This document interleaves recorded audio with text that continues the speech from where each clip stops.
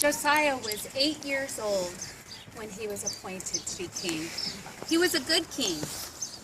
He didn't go to the left or to the right. He served God for 31 years. When he was about 26 years old, he decided to rebuild the temple. And he collected monies and had the workers gather so that they could rebuild. He had workers that were so full of integrity that he'd even have to ask them to give an account of how they spent the money. He just gave them the money so they could rebuild. One day, while a worker was working, he found the book of the law of Moses. And he took it to Hilkiah the priest and he read it. And he knew the king needed it, so he gave it to the secretary. The secretary went and he read it to the king. And as the king heard what had happened and how the nation had dishonored the covenants that were made within the book of the law, he began to grieve and he tore his coat. How could they have done that? He went to the priest and he said, "You need to go to the prophet. You need to ask, what does this mean for our nation?" And so he went to the prophetess Huldas. She said, "The Lord says, the nation has dishonored me. My anger burns against them. They have followed after their idols and their false prophets. They no longer follow me. I am going to send my judgment upon them." But Huldas said there is another message, and this message is for King Josiah. Because when he heard the book of the law, his heart was responsive and he was humble before me. I will not do this destruction in his lifetime.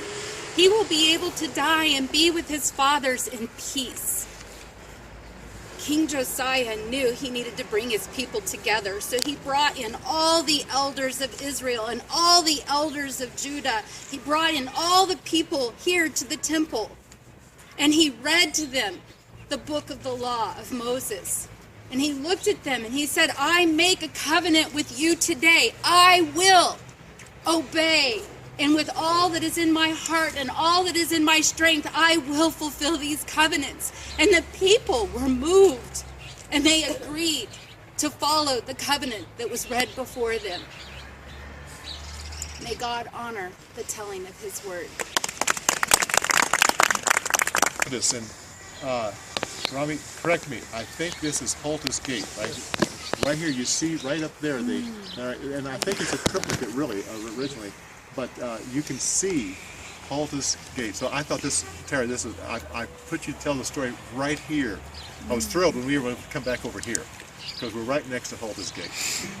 And as the next story, when you hear about Joseph and Mary, they would have come out of that, out of Huldas Gate.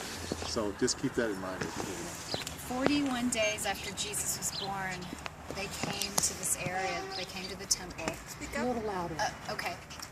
To fulfill the law of the Lord, and Jesus and Mary came here with, or Mary and Joseph came here with their baby Jesus, and they traveled here. And there was a man here. His name is Simeon. And Simeon was at the temple, and the Spirit of God was with Simeon. And he was told to go to the temple that day. Because you see, at one point, the Spirit of God told Simeon, you would not die until you saw the Christ.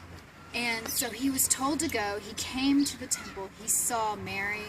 He saw Joseph and baby Jesus. He went to them and he said, "May I hold your baby?" And of course they said yes. Simeon held baby Jesus and he rejoiced because he remembered what God had promised him, that he would not die until he saw this baby. And he just praised God and he thanked God. And he said, "I have seen your salvation. This baby is the light and the glory of all of Israel." And as he gave the baby back to Mary and Joseph, they marveled at what was just said about their son. There was also a woman at the temple. Her name was Anna. Anna was married before, but she became a widow after just 7 years. And so for the rest of her life, she worked day and night at the temple working for the Lord. And now she's 84 years old. And she too knows that this baby is the salvation. And so she too went up to Mary and Joseph, and she saw the baby, and she declared, "This is the promised one. This is the promised one." And from then on, she told everybody about what she had seen that day in Jerusalem. And then Mary and Joseph returned back to their home city of Nazareth.